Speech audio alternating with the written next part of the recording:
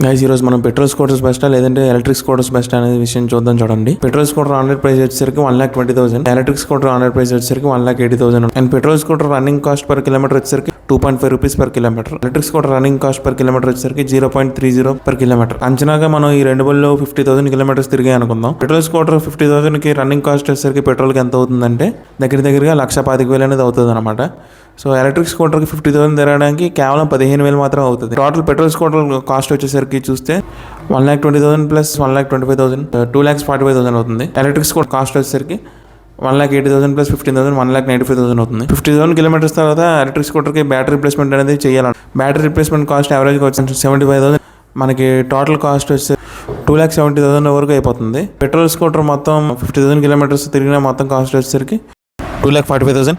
Electric scooters వచ్చేసరికి 2,70,000. రెండింటిలో చూసుకుంటే మీకు పెట్రోల్ స్కూటర్ ఇంకా తక్కువ అవుతుంది.